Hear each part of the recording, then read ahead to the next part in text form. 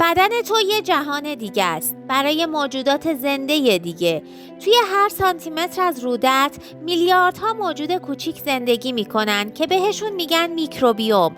بعضیاش بدن، ولی اگه بهشون غذا و شرایط درست بدی، ارتش باکتری های خوبت شکل میگیره. همونا که اسمشون پروبیوتیکه. اینا فقط تو گوارش نقش ندارن.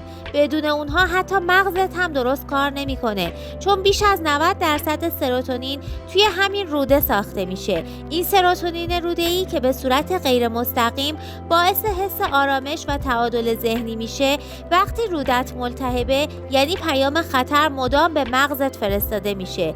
برای همین اون موقع هم بیخوابی داری، هم اضطراب، هم نفخ.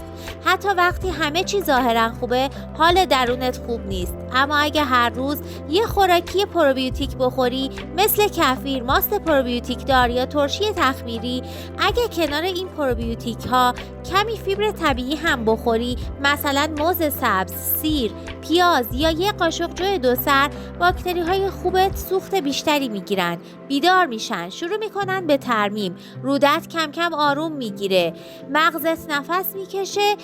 اون موقع میفهمی سلامت روان از ذهن شروع نمیشه، اول از شکم شروع میشه. هر قاشق غذای سالم در واقع یه پیام صلح بین مغزت و بدنت. پروبیوتیک فقط یه ماده نیست، اون پایه تعادل توه. مراقب باکتری های خوب رودت باش، چون اونا از هر مکمل قرص یا رژیم دیگه ای مهمترن. این ویدیو رو ذخیره کن، بفرست برای کسی که باید بدونه حال خوب از روده شروع میشه. برای دیدن محتواهای علمی و کاربردی بیشتر حتما چشم انداز رو فالو کن تا بدنت نسخه خودش رو پیدا کنه.